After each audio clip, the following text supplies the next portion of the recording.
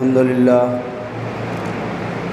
لله نحمده ونستعينه ونستغفره ونعوذ بالله من شرور أنفسنا ومن سيئات أعمالنا من يهده الله فلا مضل له ومن يضلل فلا هادي له وأشهد أن لا إله إلا الله وحده لا شريك له وأشهد أن محمدًا عبده ورسوله أما بعد فإن خير الحديث كتاب الله وخير الهدي هدي محمد صلى الله عليه وسلم وشر الأمور محدثاتها وكل محدثة بدعة وكل بدعة ضلالة وكل ضلالة في النار فأعوذ بالله السميع العليم من الشيطان الرجيم بسم الله الرحمن الرحيم قاف والقرآن المجيد بل عجبوا أن جاءهم منذر منهم فقال الكافرون هذا شيء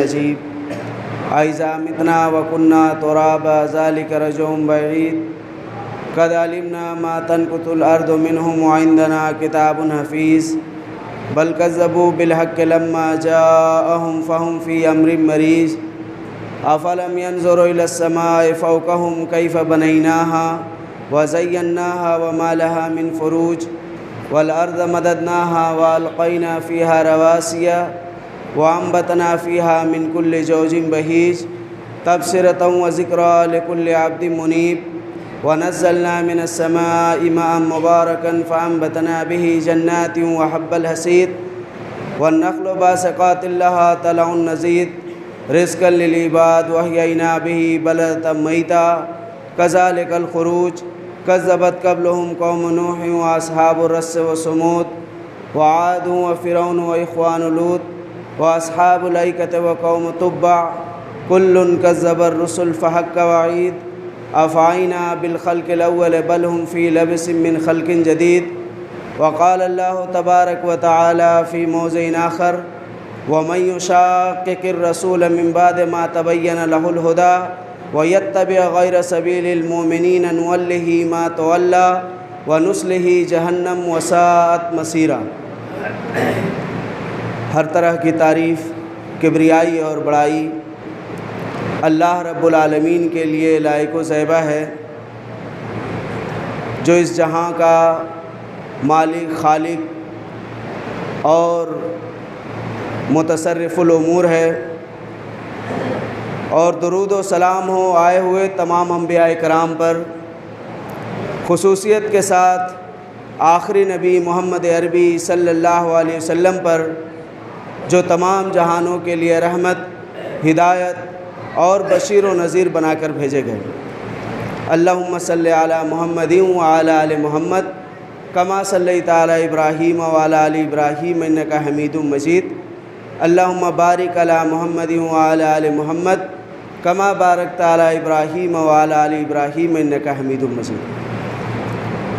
محترم سامعین، جیسا کہ آپ لوگوں نے دیکھا یا سنا ہوگا، اور نہیں تو جان لیجئے،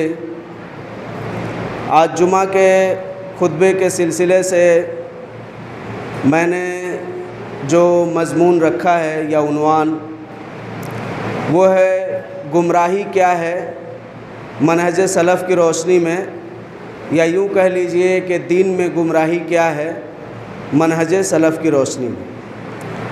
تو اسی تعلق سے آپ کے سامنے کچھ بات رکھنا چاہوں گا، اور امید ہے کہ ان باتوں کی روشنی میں ہم اپنی اور آپ کی اصلاح چاہیں گے، اور اسی بات کی اللہ سے دعا بھی کریں گے۔ کہنا یہ ہے کہ ہدایت کے الٹا گمراہی ہے، یعنی ایک ہوتا ہے ہدایت اور ایک ہے گمراہی، جس کو ضلالت کا لفظ دیا جاتا ہے عربی زبان میں۔ اللہ کے رسول صلی اللہ علیہ وسلم نے اپنے ہر خطبہ جمعہ میں، اور آج بھی تمام مکتب فکر کے لوگ، خواہ وہ کسی بھی مسلک کے ماننے والے ہوں، خطبہ جمعہ کے اندر اس بات کا اعلان کرتے ہیں ممبر رسول سے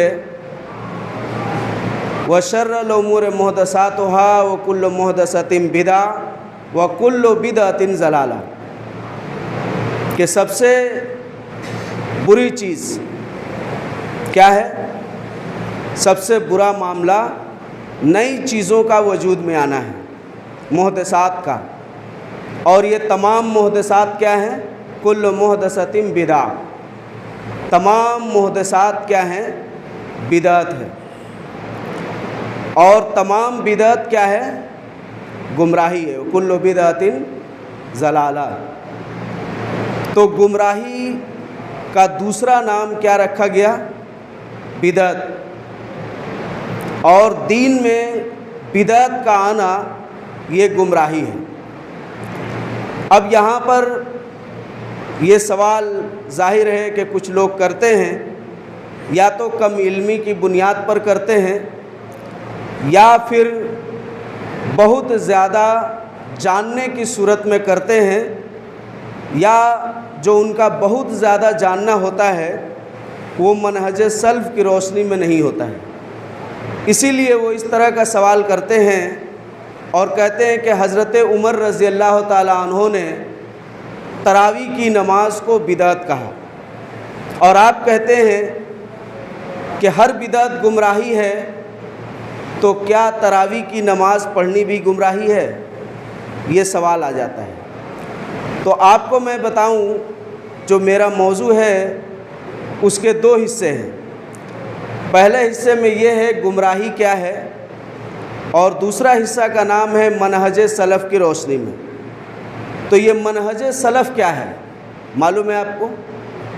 منہج سلف کس کو کہتے ہیں؟ منہج سلف کس کو کہتے ہیں؟ ہم آپ لوگوں سے اگر سوال کریں تو اس کا جواب آپ لوگ کیا دیں گے؟ یعنی آپ لوگوں کو ابھی تک کیا سمجھ میں آیا؟ منہج سلف کس کو کہتے ہیں؟ کیا چیز ہے وہ؟ کیا ہے؟ اگر ہم آپ سے پوچھتے ہیں منہج سلف کیا ہے، یا آپ تمام سے، تو آپ کیا بتائیں گے؟ ظاہر ہے کہ اس بارے میں پتہ نہیں ہے۔ تو گمراہی کیا ہے، اور ہدایت کیا ہے، شرک کیا ہے، توحید کیا ہے، ان سب چیزوں کا پیمانہ منہج سلف ہے۔ اگر آپ منہج سلف کے بارے میں نہیں جانتے ہیں تو آپ کو نہیں پتہ کہ گمراہی کیا ہے، اور آپ کو یہ بھی نہیں پتہ کہ ہدایت کیا ہے، اور آپ کو یہ بھی نہیں پتہ کہ شرک کیا ہے، اور آپ کو یہ بھی نہیں پتہ کہ توحید کیا ہے، کیونکہ یہ وہ منہج سلف ہے جس کی تعریف آپ نہیں جانتے، اور یہ وہ منہج سلف ہے کہ جس پر امام کائنات نے آج سے 1400 سال پہلے ہمیں کھڑا کر دیا۔ اور جب صحابہ کرام نے آپ سے سوال کیا تھا، کیا سوال کیا تھا معلوم ہے؟ یہ الگ بات ہے کہ اس کے کیا کیا مطالب اور معنی نکال لیے گئے ہیں، یہ الگ بات ہے، مگر میں آپ کو کیا بتا رہا ہوں وہ غور سے سنیے۔ اللہ تبارک و تعالیٰ نے جہاں آپ صلی اللہ علیہ وسلم ہمیں کھڑا کیے اور صحابہ کرام نے اس تعلق سے سوال کیا، اللہ تبارک و تعالیٰ نے قرآن میں واضح کر دیا، اور یہی وہ آیت ہے کہ جس آیت سے آپ کو منہج سلف کی تفسیر سمجھ میں آ جائے گی کہ منہج سلف کیا چیز ہے، کس چڑیا، کس پرندے، کس چیز کا نام ہے منہج سلف۔ اللہ تبارک و تعالیٰ کیا کہہ رہا ہے؟ سورہ نساء کی آیت نمبر 115 کے اندر اللہ تبارک و تعالیٰ یہ بات بیان کر رہا ہے، کہہ رہا ہے وَمَن يُشَاقِقِ الرَّسُولَ مِن بَعْدِ مَا تَبَيَّنَ لَهُ الْهُدَىٰ وَيَتَّبِعْ غَيْرَ سَبِيلِ الْمُؤْمِنِينَ نُوَلِّهِ مَا تَوَلَّىٰ وَنُصْلِهِ جَهَنَّمَ وَسَاءَتْ مَصِيرًا۔ یہ وہی آیت ہے جس میں اللہ تبارک و تعالیٰ نے ہدایت اور گمراہی، شرک، توحید، حق اور باطل کی پہچان کرا دی ہے، اور یہ بھی بتا دیا ہے کہ منہج سلف کیا ہے۔ اللہ کہہ رہا ہے کہ جو شخص رسول کے آ جانے کے بعد اور ہدایت کے واضح ہو جانے کے بعد الگ راستہ اختیار کرتا ہے، شقاق اختیار کرتا ہے، اختلاف اختیار کرتا ہے، دور ہٹنا چاہتا ہے۔ وَيَتَّبِعَ غَيْرَ سَبِيلِ الْمُؤْمِنِينَ، اور مومنین کے راستوں کو چھوڑ کر چلنا چاہتا ہے، تو وہ جس طرف جانا چاہتا ہے نُوَلِّهِ مَا تَوَلَّىٰ، ہم اس کو اسی طرف موڑ دیتے ہیں۔ وَنُصْلِهِ جہنم، اور وہ اسی پر چلتے ہوئے کہاں پہنچ جاتا ہے؟ کہاں پہنچ جاتا ہے؟ جہنم۔ یہ بات میں نہیں کہہ رہا، اللہ کہہ رہا ہے۔ ہمیں کیا حق ہے؟ اور سوال بھی کرتے ہیں آپ کو کیا پتہ ہے کون جنت میں جائے گا کون جہنم میں جائے گا؟ تو یہ منہج سلف ہمیں بتاتی ہے کہ کون جنت میں جائے گا اور کون جہنم میں جائے گا، ہمیں نہیں پتہ، ہم کو کیا پتہ ہے؟ فَذَكِّرْ إِنَّمَا أَنْتَ مُذَكِّرٌ لَسْتَ عَلَيْهِمْ بِمُسَيْطِرٍ۔ یہ تو امام کائنات صلی اللہ علیہ وسلم کو کہہ دیا گیا کہ آپ صرف ڈرانے والے ہیں، نصیحت کرنے والے ہیں، لوگوں کو نصیحت کیجئے، آپ داروغہ نہیں ہیں، آپ فیصلہ نہیں سنا سکتے، آپ کسی سے زبردستی بھی قبول ہوا نہیں سکتے ہیں، آپ انہیں نصیحت کر دیجئے، بقیہ ہم دیکھ لیں گے۔ نُوَلِّهِ مَا تَوَلَّىٰ وَنُصْلِهِ جہنم، اور وہ جہنم کی طرف پھیر دیا جاتا ہے۔ وَسَاءَتْ مَصِيرًا، اور وہ بہت ہی بری جگہ ہے۔ بئس المہاد، اللہ نے کیا کہا؟ سات مسیرہ، بڑا ہی بری جگہ ہے لوٹنے کے اعتبار سے، یعنی جہاں آپ جا کر رہیں گے وہ بڑا ہی بری جگہ ہے۔ وہ کتنی بری جگہ ہے، کتنا بھیانک ہے، بئس المہاد، پناہ لینے کی بڑا ہی خطرناک جگہ ہے، بہت ہی برا جگہ ہے، جس کے بارے میں آپ کو اندازہ نہیں ہے کہ جہنم کیا ہے۔ یہ اللہ تبارک و تعالیٰ کیوں کہہ رہا ہے؟ کہہ رہا ہے کہ جو لوگ ہدایت کے آ جانے کے بعد رسول کے راستے کو چھوڑ دیتے ہیں اور غیر مومنوں کے راستے پر لگ جاتے ہیں، وہ لوگ کیا ہیں؟ جہنمی ہیں، وہ لوگ ڈائریکٹ جہنم میں جانے والے ہیں، وہ جنت میں نہیں جا سکتے ہیں۔ ترجمہ آپ چاہیں جس کا بھی پڑھ لیں یہی ترجمہ ہے، اعلیٰ حضرت کا بھی دیکھ لیجئے گا، اشرف علی تھانوی کا بھی دیکھ لیجئے گا، جناگڑھی صاحب کا بھی دیکھ لیجئے گا، قادیانیوں کے ترجمہ کا بھی قرآن دیکھ لیجئے گا، شیعوں کا بھی دیکھ لیجئے گا۔ سورہ نساء آیت نمبر 115 ترجمہ یہی ہے، سب نے یہی ترجمہ کیا ہے، کیونکہ وہ اپنے طور سے سمجھانا چاہیں گے نا، تو اس لیے ترجمہ یہی کریں گے۔ اب یہاں پر جو ایک لفظ آیا ہے غیر سبیل المومنین، یعنی مومنوں کے راستے کے علاوہ کا راستہ، تو مومنوں کا راستہ اور ایک ہوا غیر مومنوں کا راستہ۔ اللہ تبارک و تعالیٰ نے اس آیت میں منہج سلف کی تفسیر بڑے اچھے انداز میں اور بڑے مختصر انداز میں کر دیا۔ کہا کہ اللہ کے رسول اور ہدایت یعنی قرآن، اور اللہ کے رسول کی ہدایت یعنی حدیث، اور مومنوں کا راستہ یعنی صحابہ کرام، تابعین اعظام اور تبع تابعین، یہ تینوں کے راستے کو کیا کہا گیا ہے؟ مومنین کا راستہ کہا گیا ہے، اور ان کے علاوہ کا راستہ مومنین کا راستہ نہیں ہے۔ تو منہج سلف کی تفسیر کیا ہوئی؟ منہج سلف نام ہے قرآن کا، سنت کا، اور صحابہ کرام، تابعین اعظام اور تبع تابعین، جس کو دوسرے لفظوں میں ہم بزرگان دین بھی کہہ سکتے ہیں، انہی کے راستے پر یعنی ان کے سمجھ پر چلنے کا نام کیا ہے؟ منہج سلف ہے۔ یہ اور واضح کیا گیا، آپ صلی اللہ علیہ وسلم نے بتایا کہ میری امت سے پہلے یہود اور نصارہ میں 71 اور 72 فرقے ہوئے، ان میں ایک جنتی باقی سب جہنمی، یہودیوں میں بھی اسی طرح کے ایک جنتی باقی سب جہنمی۔ میری امت 73 فرقے میں تقسیم ہو جائے گی، 72 دوزخی ایک جنتی۔ پوچھا گیا اللہ کے رسول وہ جنتی فرقہ کون سا ہوگا؟ آپ نے اس کی تفسیر کیا بتائی؟ آپ صلی اللہ علیہ وسلم نے اس کی کیا تفسیر بتائی؟ جنتی کون فرقہ ہوگا،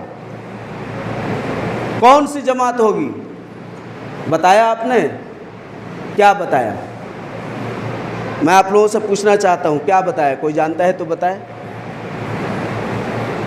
نہیں معلوم ہے؟ ما انا علیہ و اصحابی الیوم، جنتی وہ ہوگا، اس دور میں پہچاننا ہوگا تمہیں کہ جنت والے راستے پر کون جا رہا ہے، تو دیکھنا کہ آج میں اور میرے صحابہ جس دین کو پکڑے ہوئے ہیں، جس راستے پر چل رہے ہیں، وہ آگے اسی راستے پر ہوگا، وہی کیا ہوگا؟ جنتی ہوگا، وہی منہج سلف کی روشنی پر ہوگا۔ تو منہج سلف کی تفسیر آپ نے کیا کہا؟ کہ جو میرے اور میرے اصحاب کے راستے پر ہوگا وہ منہج سلف پر ہوگا، وہ مومنوں کے راستے پر ہوگا۔ تمام مفسرین اس بات پر اتفاق رکھتے ہیں کہ یہاں سبیل مومنین سے مراد صحابہ کرام کی جماعت ہے، اور ان سے جنہوں نے تعلیم پایا جنہیں تابعین کہا جاتا ہے، اور ان سے جنہوں نے تعلیم پایا جنہیں تبع تابعین کہا جاتا ہے، انہی تینوں کے راستے کو کیا کہا گیا؟ سبیل المومنین کہا گیا۔ آپ نے یہی نہیں بلکہ آپ نے یہ بھی بتایا کہ تمہارے درمیان ہم دو چیزیں چھوڑ کر جا رہے ہیں، جب تک تم انہیں پکڑے رہو گے کبھی گمراہ نہیں ہوگے، اور جب اسے چھوڑ دو گے تو گمراہی میں مبتلا ہو جاؤ گے۔ وہ کیا ہے؟ کتاب اللہ و سنتی، اللہ کی کتاب اور میری سنت۔ کتاب اللہ ہے وہ سنتی لیلھا کا نہارھا، میں تمہیں ایسے راستے پر چھوڑ کر جا رہا ہوں جس کی راتیں بھی دن کی طرح روشن ہے۔ راتیں بھی کیا ہے؟ دن کی طرح روشن ہے، جھول جھال نہیں ہے کہ یہ بھی ہو سکتا ہے یہ بھی ہو سکتا ہے۔ اب جیسے لکھنے میں لکھے ہیں نا ایک صاحب نے کہ بدعت تو نہیں ہے، اگر بدعت ہو بھی تو کیا فرق پڑتا ہے؟ یہ کیا ہوا؟ اس کو کیا کہتے ہیں؟ یعنی آپ بتا رہے ہیں کہ یہ بدعت نہیں ہے، اور پھر لکھ رہے ہیں کہ اگر بدعت ہو بھی تو کیا فرق پڑتا ہے؟ ارے بھائی تو آپ کو پتہ ہے کہ وہ کیا ہے، آپ ایک طرف کہہ رہے ہیں کہ بدعت نہیں ہے، دوسری طرف کہہ رہے ہیں کہ اگر ہو بھی تو کیا؟ تو یہ منہج سلف نہیں ہے، آپ خود کنفیوز ہیں کہ یہ کیا ہے، بدعت ہے یا سنت ہے۔ منہج سلف نے واضح کیا ہے کہ بدعت کیا ہے، کیا ہے؟ دین میں ہر نئی بات لانا کیا ہے؟ بدعت ہے۔ آپ صلی اللہ علیہ وسلم نے بدعت کی کوئی تقسیم نہیں کی، صحابہ نے بھی کوئی تقسیم نہیں کی۔ ہاں لغویوں نے تقسیم کیا تو اس بنیاد پر تقسیم کیا کہ کسی لفظ کا ایک خاص معنی ہوتا ہے اور ایک عام معنی ہوتا ہے، خاص معنی اور عام معنی کے حساب سے فرق ہوتا ہے۔ جیسے کہ ہم کسی خوبصورت مرد کو کیا تعبیر کرتے ہیں؟ جیسے کہ سورہ یوسف میں موجود بھی ہے کہ ان لوگوں نے کیا، یا ہم لوگ بھی کہتے ہیں، کیا کہتے ہیں؟ کوئی راجکمار کہتا ہے، کوئی فرشتہ کہتا ہے کہ نہیں؟ تو وہ ایسا ہوتا نہیں ہے، لیکن وہ ایک معنی استعمال کیا جاتا ہے۔ اب جیسے خوبصورت عورتوں کو ہم لوگ کہتے ہیں پری، یا بیٹیوں کو کہتے ہیں پری۔ آپ کو معلوم ہے پری کس کے لیے استعمال ہوتا ہے؟ لفظ پری کس کے لیے استعمال ہوتا ہے؟ نہیں معلوم ہے۔ لفظ پری کا مطلب ہوتا ہے جنی، جس کو چڑیل کہتے ہیں۔ چڑیل کو، جننی کو پری کا لفظ استعمال کیا جاتا ہے، لیکن چونکہ آپ اس کو کس معنی میں لے رہے ہیں؟ خوبصورتی کے معنی میں لے رہے ہیں، تو آپ کے کہنے کا مطلب یہی ہوتا ہے؟ نہیں ہوتا ہے نا۔ تو اسی طرح بدعت کا جو لغوی معنی ہے وہ ہے کہ کسی ایسے کام کا ایجاد کرنا جس کا پہلے سے مثال نہیں ہو، آپ نے اس کو شروع کیا۔ یہ ہے اصل بدعت کا لغوی الفاظ معنی جو ڈکشنری میں آپ کو ملے گا۔ مگر اس معنی کے اعتبار سے جب آپ شرعی معنی استعمال کریں گے تو شرعی معنی میں ہوگا کہ بدعت ہر وہ کام جو سنت کے مخالف میں تیار کیا گیا ہے۔ بدعت ہر وہ کام ہے جو سنت کی مخالفت میں تعبیر کی گئی ہے، سنت کی مخالفت میں۔ سریلی آواز، خوبصورت آواز کو ہم لوگ کیا کہتے ہیں؟ کوئل کی آواز۔ تو کوئل کی آواز کیسی ہوتی ہے؟ سنے ہیں آپ لوگ، لیکن معنی وہ نہیں ہوتا ہے۔ اگر وہ معنی لیں گے تو پھر دوسری بات ہو جائے گی جیسے کہ عربی لفظ میں پوشیدہ چیز کے لیے کافر کا لفظ بھی استعمال ہوتا ہے کفر کے لیے. کفر مطلب کسی چیز کو چھپا دینا، اور کافر کہتے ہیں چھپا دینے والے کو. لہٰذا عربی زبان میں کسان کو کافر بھی کہا جاتا ہے، کسان کو بھی کافر کہا جاتا ہے. مگر شریعت میں کافر کسان نہیں کہلائے گا. شریعت میں کافر کون کہلائے گا؟ شرعی معنی یہ ہوگا جو حق کو چھپا رہا ہے اور باطل کو اوپر کر رہا ہے، وہ کافر ہے. آپ کے اردو زبان، بنگلہ، ہندی، اردو سبھی زبان میں یہ قاعدہ، یہ گرامر موجود ہے. اس کو زیادہ سمجھنے کی ضرورت نہیں ہے. آپ اتنا سمجھ لیجئے کہ اللہ کے رسول صلی اللہ علیہ وسلم نے یہ بات بتا دی کہ گمراہی کیا ہے؟ بدعت ہے. یعنی بدعت جس کو ہم کہتے ہیں وہی گمراہی ہے، یا گمراہی جس کو کہتے ہیں وہی بدعت ہے. اور آپ صلی اللہ علیہ وسلم نے ہمیں بتایا بھی کہ منہج سلف کی روشنی میں تم اپنے آپ کے سارے انتظام رکھو. منہج سلف کیا ہے؟ قرآن اور سنت کو ہم کو سمجھنا ہے. قرآن اور سنت کی بات ہمیں کن کے مطابق سمجھنا ہے؟ صحابہ کرام، تابعین اعظام اور تبع تابعین اعظام کے فکر اور سمجھ کے مطابق قرآن اور حدیث کو سمجھنے کا نام منہج سلف ہے. اب آئیے ہم ایک دو مثال دے کر آپ کو سمجھاتے ہیں کہ منہج سلف سے ہم لوگ کتنا دور ہیں، جس کی وجہ سے ہمارے پاس صرف اور صرف گمراہی ہے. خواہ ہم اپنے آپ کو اہل حدیث کیوں نہ کہیں، لیکن ہمارے اندر گمراہی ہے. کیا ہے؟ اب جیسے دیکھیے، اہل حدیث کے نام پر مرزا علی بھی کھڑے ہیں، ایک اور صاحب ہیں وہ بھی کھڑے ہیں. اس طرح کے بہت سارے لوگ آپ کو سوشل میڈیا پر، یوٹیوب پر مل جائیں گے جو اہل حدیث کا بینر لگا کے یا مسلمان کا بینر لگا کے آپ کو قرآن اور حدیث بیان کر رہے ہیں اور اس کے مفہوم سے کھلواڑ کر رہے ہیں. یہی ہے منہج سلف سے ہٹ جانے کا نتیجہ.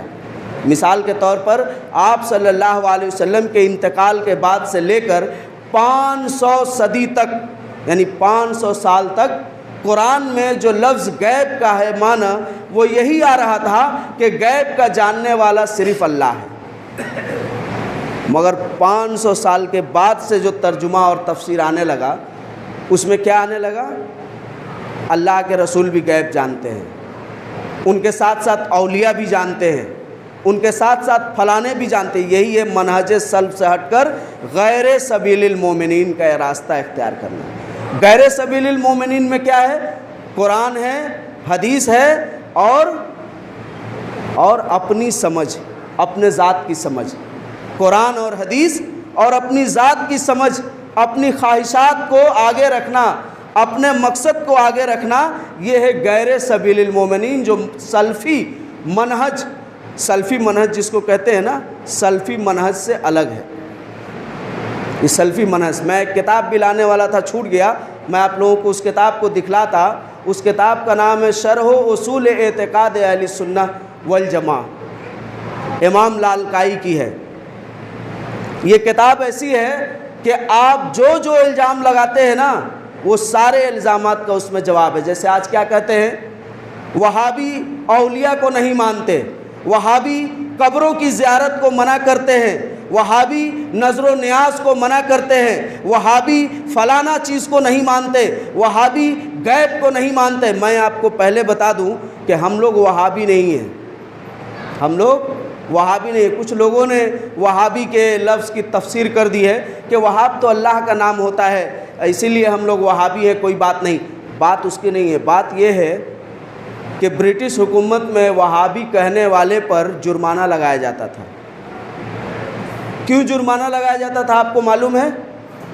محمد حسین بٹالوی رحمۃ اللہ علیہ نے یہ بات سرکار کو کہی، انگریزی حکومت کو کہا کہ ہم وہابی نہیں ہیں، ہمارا نام اہل سنت والجماعت ہے، اہل الحدیث ہیں ہم. ہمارے اس نام کو آپ سرکاری اہمیت دیجئے. کیا دیجئے؟ سرکاری اہمیت دیجئے.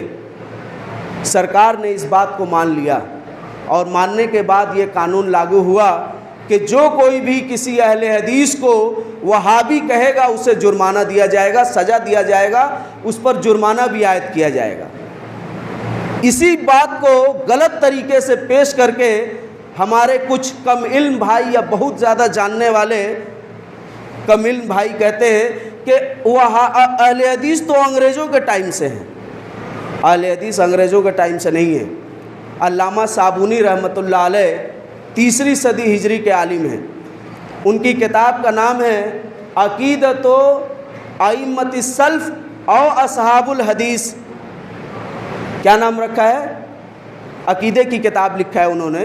3 صدی ہجری کے عالم ہیں اور اس کا ایک مخطوط رامپور رضا لائبریری میں بھی موجود ہے. یہاں آپ جا کے دیکھ سکتے ہیں یو پی کے اندر. اس کتاب کا کیا نام ہے؟ عقیدہ اہل سنت یا عقیدہ اہل سلف یا عقیدہ اہل حدیث. کتاب کو انہوں نے 3 نام رکھا ہے. کیا نام رکھا ہے؟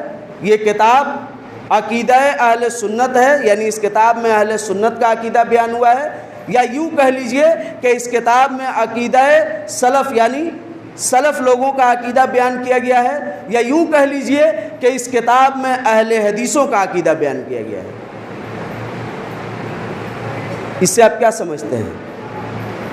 علماء ہند کا شاندار ماضی یہ کتاب ہے، دیوبندی فرقے کے لوگوں نے لکھا ہے.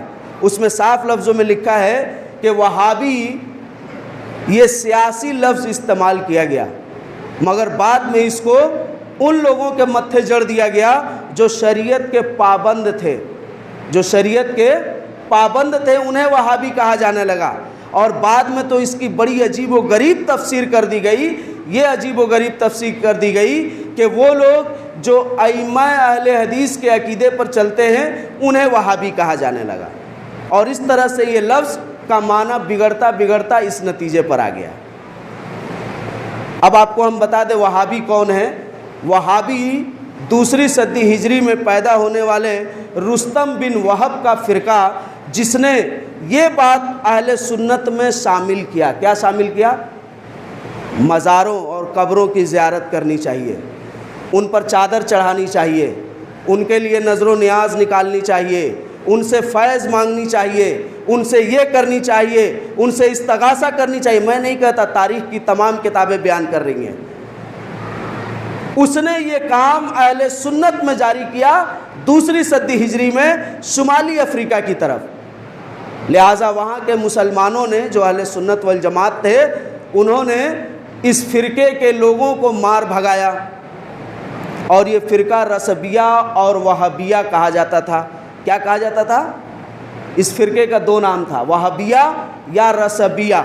اب زبان اتنی ٹوٹ گئی، کتنی ٹوٹ گئی کہ وہابیہ سے وہابیہ ہو گیا. وہابیہ سے کیا ہو گیا؟ وہابیہ ہو گیا. جیسے مثال ایک اس کی لے سکتے ہیں، فارسی کا لفظ وہ زیادہ بہتر ہوگا.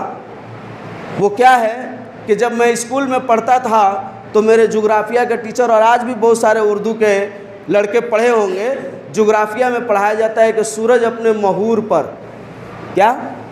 سورج اپنے محور پر، یہی پڑھایا جاتا ہے نا. محور نہیں ہے، وہ عربی لفظ ہے، وہ اصل ہے محور. محور مطلب ہوتا ہے چکی کا پاٹ. تو سورج اپنے محور پر 24 گھنٹے میں گھومتا ہے، محور پر نہیں گھومتا ہے.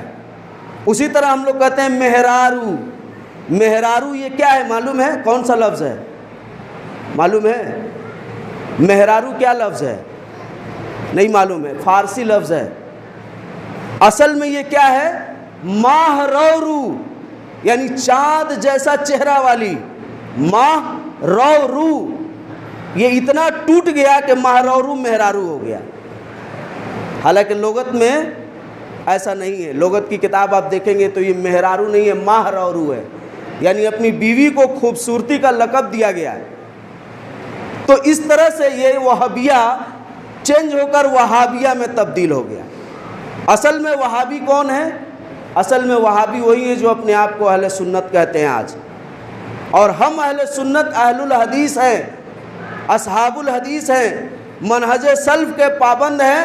اور منہج سلف میں گمراہی یہی ہے کہ ہر وہ بدعت کے کام جسے آپ کرتے ہیں دین سمجھ کر، وہ گمراہی ہے. وہ کیا ہے؟ گمراہی ہے. آپ کو ایک اور مثال دے دیں قرآن کی جو آیتوں کا تفسیر جیسے ایک صاحب کر رہے تھے، کہہ رہے تھے کہ آپ کو معلوم ہے اللہ تبارک و تعالیٰ نے قرآن کے اندر کیا کہا ہے؟ تو کیا کہا ہے بھائی؟ تو کہا ہے کہ انما الخمر والمیسر والازلام رجس من عمل الشیطان، بے شک یہ شراب پینا اور جوئے کا کھیل اور پانسا یعنی قسمت کا حال نکالا، یہ کیا ہے؟ گندے کام ہیں، شیطانی کام ہیں۔ یہاں اللہ نے میسر کا لفظ استعمال کیا ہے۔ میسر کا معنی عربی لغت میں ہوتا ہے کہ ہر وہ چیز جو آسانی سے مل جائے، اچھی بات ہے، لہٰذا ہر وہ چیز جو آسانی سے مل جائے اسے عربی زبان میں کیا کہتے ہیں؟ میسر کہتے ہیں۔ اور قرآن کہہ رہا ہے کہ میسر شیطانی کام ہے، حرام کام ہے، لہٰذا جہیز لینا حرام ہے۔ کتنی اچھی استدلال ہے، کتنی اچھی بات ہے۔ یہ بات ہمارے سلف و صالحین کو نہیں پتہ چلا۔ سلف و صالحین میں کون ہے؟ صحابہ کرام ہیں۔ آپ صلی اللہ علیہ وسلم نے کیا کہا؟ میرا زمانہ بہتر ہے، یعنی میں جس دور میں ہوں یہ دور بہتر ہے، اس کے بعد والا دور بہتر ہے، اس کے بعد والا دور بہتر ہے، اور اس کے بعد تم گمراہی اور بہت زیادہ اختلاف پاؤ گے، پس تم اس وقت کیا کرو گے؟ کیا کرو گے؟ خلفائے راشدین المہدیین کی سنت کو لازم پکڑو گے۔ اپنی سنت کے بارے میں آپ نے نہیں بتایا نا کہ کتاب اللہ اور میری سنت کو پکڑے رہو گے، گمراہ نہیں ہوگے، اور میرے ان 3 زمانوں کے بعد جب اختلاف دیکھو گے تو صحابہ خلفائے راشدین المہدیین کی سنت کو لازم پکڑو گے۔ یہی ہے سلفی منہج۔ صحابہ کرام نے جو سمجھا، جو تابعین کو سمجھایا، اور جو تابعین نے تبع تابعین کو سمجھایا، وہی سلفی منہج ہے۔ اس کے مخالف میں آپ قرآن کے جتنے معنی لکھیں، جتنی تفسیر لکھیں، جتنے اس کے شروح لکھیں، سب باطل ہے۔ صحیح وہی ہے جو صحابہ نے سمجھا۔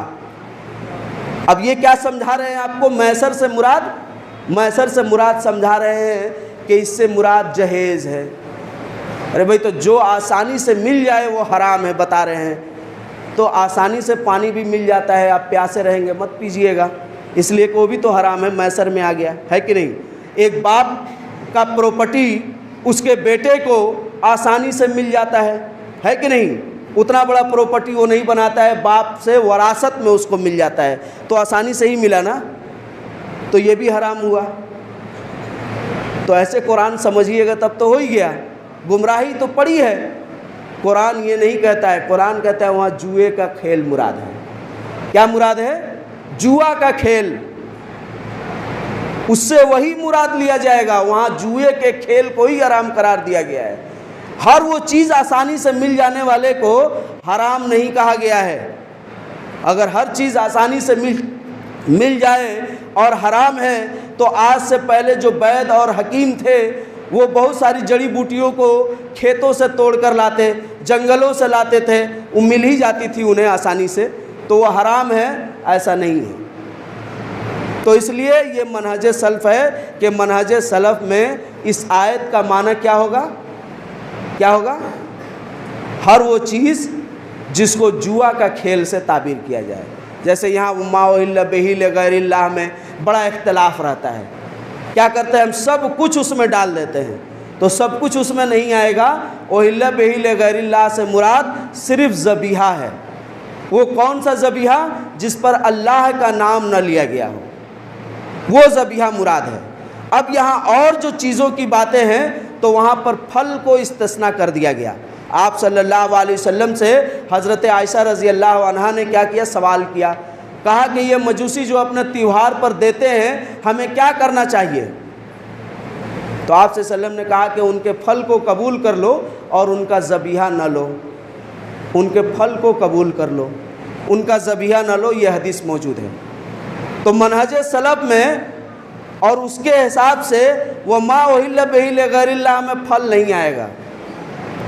ہاں کھانے پینے کی چیزیں آئیں گی، ہر وہ کھانے پینے کی چیز جس میں گوشت کا مٹیریل ڈالا گیا ہو، گوشت کا مٹیریل ڈالا گیا ہو، اور وہ بھی ان گوشتوں کا مٹیریل ہو جس کو ذبح کیا جاتا ہے، مثال کے طور پر مرغی، بکری، کھسی، گائے، یہ سب مچھلی اس میں نہیں آئے گا، اس لیے کہ مچھلی کو ذبح کرنے کی ضرورت نہیں، مچھلی بغیر ذبح کے بھی کیا ہے؟ حلال ہے۔ مردہ حلال ہے نا، جو مردار کہا گیا تو آپ صلی اللہ علیہ وسلم نے کہا کہ مردار میں مچھلی حلال ہے، تو مری ہوئی مچھلی حلال ہے، یہ منہج سلف کہتا ہے۔ یہ الگ بات ہے کہ آپ کا مزاج نہیں کرتا ہے مری ہوئی مچھلی کھانے کا، یا آپ کہتے ہیں کہ مچھلی میں سے بھی تو خون نکلتا ہے۔ مچھلی میں سے خون نہیں نکلتا۔ جو لوگ سائنس پڑھتے ہیں وہ اچھی طرح جانتے ہیں، سائنس نے بہت دنوں بعد تحقیق کر کے بتایا کہ اصل میں مچھلی میں خون نہیں ہوتا ہے، وہ جو نکلتا ہے وہ ایک طرح کا لار ٹائپ کا ہوتا ہے، وہ ہوا لگنے سے، آکسیجن لگنے سے وہ خون کے شکل میں تبدیل ہو جاتا ہے، وہ خون نہیں ہوتا ہے۔ تو یہ ہمیں شریعت بتاتی ہے۔ تو گمراہی کیا ہے؟ گمراہی یہی ہے۔ آئیے میں آپ کو اور اچھے طریقے سے بتا دوں کہ گمراہی کیا ہے۔ گمراہی یہ ہے کہ حضرت ابو مسعود رحمۃ اللہ علیہ حضرت حذیفہ ابن الیمان رضی اللہ تعالیٰ عنہ کے پاس گئے۔ یہ ہے سلفی منہج، صحابہ کرام کے پاس تابعین اعظام آ رہے ہیں، علم حاصل کر رہے ہیں، مرزا انجینئر کی طرح نہیں کہ وہ کہتا ہم سب اپنے سے پڑھ لیے۔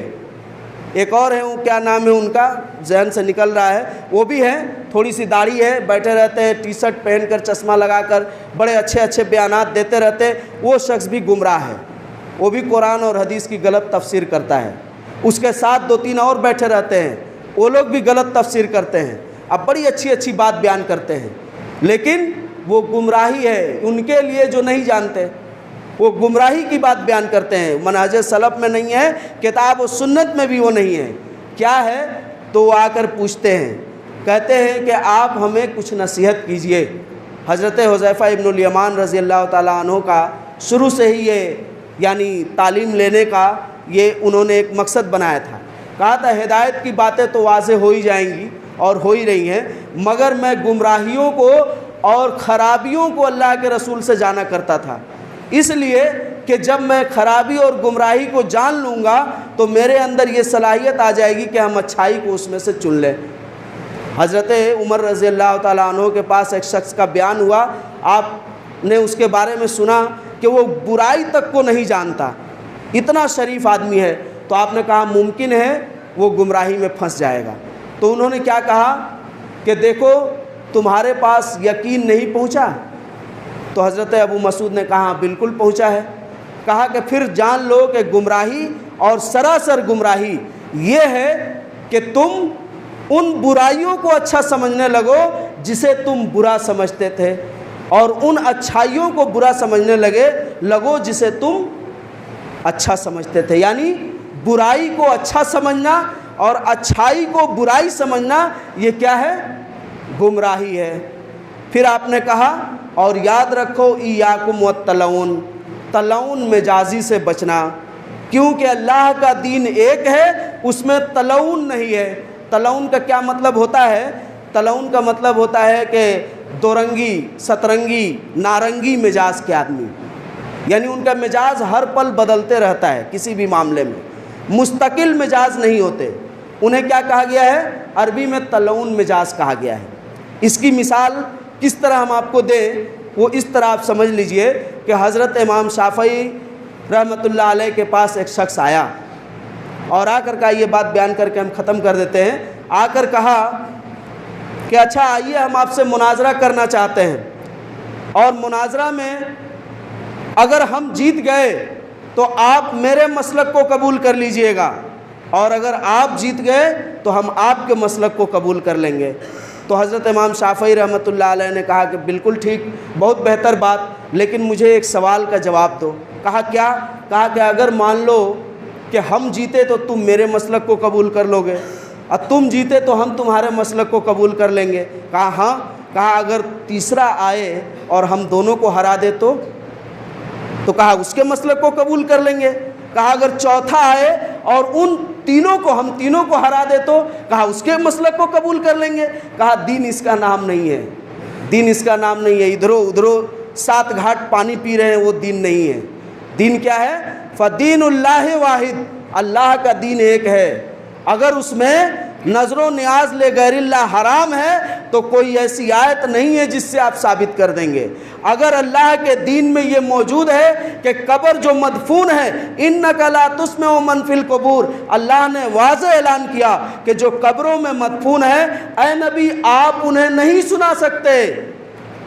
1400 سال تک اور صحابہ کرام کے درمیان، تابعین اعظام کے درمیان یہ بات مسلم رہا کہ جو قبروں میں مدفون ہیں انہیں کوئی نہیں سنا سکتا۔ کیوں؟ اس لیے کہ نبی جب نہیں سنا سکتے تو امت میں کون ان سے بڑا آ گیا؟ اور ہم لوگ سب کوئی بڑے ہیں کہ نہیں؟ ہم لوگ آپ صلی اللہ علیہ وسلم سے بڑے ہیں کہ نہیں رتبہ مرتبہ میں؟ نعوذ باللہ من ذالک۔ ہم لوگ قبر والوں کو سنا دیتے ہیں کہ نہیں؟ اور اللہ کہہ رہا ہے کہ نبی آپ نہیں سنا سکتے۔ یہ ہے وہ منہج سلف۔ اللہ کیا کہہ رہا ہے؟ اے نبی آپ نہیں سنا سکتے، اور ہم کہہ رہے ہیں ہم تو سنا دیے۔ اچھا تو فارسی والے کے پاس آپ گئے تو اردو میں کیسے سنا دیے؟ اور اردو والے کے پاس گئے تو فارسی میں کیسے سنا دیے؟ اور جب کچھ بولنے ہی نہیں آ رہا ہے، گونگا ہے، تب کیسے سنا دیے؟ تب کیسے سنا دیے؟ تو یہ منہج سلف نہیں ہے کہ کبھی ادھر کبھی ادھر۔ ارے کیا کرے؟ دیکھیے نا، ہم جانتے ہیں کہ شب برات میں حلوہ نہیں بنانا چاہیے، ارے ہم جانتے ہیں کہ کنڈا بھی نہیں کرنا چاہیے، لیکن کیا کریں؟ امی کہیے تو لا دیے ہیں، لیکن کیا کریں؟ بیٹا لوگ رو رہا تھا نا تو تھوڑا حلوہ بنوا دیے ہیں۔ یہ کیا ہے؟ دین ہے؟ یہی ہے گمراہی، یہی ہے گمراہی۔ آپ جب اہل حدیث ہو گئے تو کس معنی کے اہل حدیث ہے؟ کس کی اتباع کر رہے ہیں؟ قرآن حدیث کی؟ قرآن حدیث اپنے سے آپ سمجھ گئے؟ قرآن حدیث کے معنی و مفہوم کو آپ خود جان گئے؟ قرآن آپ پر نازل ہوا، حدیث کے پیمانے آپ کو معلوم ہے؟ نہیں، صحابہ کرام کے، اور وہ بھی کتاب و سنت میں موجود ہے۔ آپ اس کو دیکھیں، سمجھیں، علماء کرام سے حاصل کریں اور بند کریں یہ نظر و نیاز، عرس، قوالی، چادر، کھچڑا ملیدہ، یہ سب دین کا نام نہیں ہے۔ یہ سب کیا ہے؟ دین نہیں ہے، یہی گمراہی ہے اصل۔ انہوں نے کیا کہا کہ دین میں تلون مجازی مت رکھنا، اور برے کام کو کیا کرنا؟ اچھا مت سمجھنا۔ آج نماز نہیں پڑھتے ہیں، یہ گمراہی نہیں ہے، یہ گناہ ہے۔ آپ زکوٰۃ نہیں دیتے، یہ گمراہی نہیں ہے، یہ گناہ ہے۔ آپ چوری کرتے ہیں، یہ گمراہی نہیں ہے، یہ گناہ ہے۔ گمراہی پھر کیا ہے؟ گمراہی یہ ہے کہ ان کاموں کو آپ حلال سمجھتے ہیں، ان کاموں کو آپ گناہ کا کام نہیں سمجھتے۔ یہی اصل گمراہی ہے، اور اسی سے ہم مسلمانوں کو بچنا چاہیے، اور وہ بھی کتاب و سنت کے پیمانے کو۔ آج منہج سلف کے چھوڑنے کا نتیجہ ہے کہ ہر بچہ 15 سال 16 سال ہونے کے بعد عالم دین بن جا رہا ہے، قرآن کی چند آیتیں پڑھنے کے بعد عالم دین، فتویٰ سازی کرنے لگ رہا ہے، بتانے لگ رہا ہے، وہی بتانے لگ رہا ہے کہ اس سے مراد شادی کا کھانا بھی حرام ہے، اس سے مراد فلانوے کا کھانا بھی حرام ہے، اس سے مراد وہ حرام ہے، اس سے مراد ادھر بھی ہے۔ ارے آپ پہلے دین حاصل کرو، پہلے اپنے وجود کو سمجھو کہ آپ صحیح اور پکے اہل حدیث ہو کہ نہیں۔ اہل حدیث کس کا نام ہے؟ اپنے طرف سے مطلب اور فتویٰ چلانے کا نام نہیں ہے، اور جس کے تس کے ساتھ مل کر کھانے اور بیٹھنے اور دین کے کام کر دینے کا نام اہل حدیث نہیں ہے۔ اہل حدیث وہ پیمانہ ہے جو آپ کو سیدھا جنت کی طرف لے جاتا ہے، اور غیر اہل حدیث، غیر مومنین کا سبیل اور راستہ کیا ہے؟ اللہ نے خود بیان کیا، نوَلِّهِ مَا تَوَلَّىٰ وَنُصْلِهِ جَهَنَّمَ وَسَاءَتْ مَصِيرًا، وہ جہنمی راستہ ہے، اس سے بچنا چاہیے۔ اور یہ ایک بات آخر میں بیان کر کے ہم اپنی بات ختم کرتے ہیں کہ اللہ کے رسول صلی اللہ علیہ وسلم نے جو علم دین سیکھنے کا پیمانہ بیان کیا، ایک صحابی، ایک تابعی ایک صحابی سے پوچھ رہے ہیں، اور تابعی سے بھی پوچھ رہے ہیں کہ آپ بتائیے ایک عالم کو کب اپنے علم کی تبلیغ کرنی چاہیے؟ ایک عالم کو کب یہ محسوس ہونی چاہیے کہ اب وہ عالم ہو چکا ہے، وہ لوگوں کو اپنا علم سکھا سکتا ہے؟ وہ کہہ رہے ہیں کہ جب اسے قرآن کی محکم اور متشابہ آیات میں فرق کرنے کا علم حاصل ہو جائے۔ آپ میں سے کتنے لوگ جانتے ہیں محکم اور متشابہ آیات کے بارے میں؟ مگر آپ میں سے ہر ایک فتویٰ دیتے ہیں، ہر ایک کے پاس کچھ نہ کچھ علم ہے، ہر ایک آپ عالم بنے ہوئے ہیں۔ اور یہاں کیا کہا جا رہا ہے کہ عالم وہی بنے جس کو قرآن کی محکم اور متشابہ آیات میں فرق کرنے کا علم آ جائے۔ آپ کے پاس ہے؟ اور آج ہر وہ لوگ جو علم حاصل کرنا چاہتے ہیں اساغیر سے، اساغیر کس کو کہا گیا؟ اللہ کے رسول نے کہا کہ قیامت کی آخری نشانیوں میں سے یہ بھی ہے کہ لوگ علم حاصل کریں گے اساغر سے۔ پوچھا گیا اساغر کا کیا معنی و مفہوم ہے؟ تو اللہ کے رسول، صحابہ کرام اور تبع تابعین منہج سلف ہمیں بیان کرتی ہے کہ اساغر سے مراد بدعتی علماء ہیں۔ اساغر سے مراد بدعتی علماء ہے۔ ارے فلانے مولانا ہے نا، وہ آپ سے اچھا جانتے ہیں۔ ہم سے اچھا کیسے جانیں گے؟ ہم جتنا جانتے ہیں کم یا زیادہ تو ہم اہل سنت کے عالم ہیں، اور ہم سے اگر لاکھ گنا کوئی زیادہ جانے تو کیا ہے؟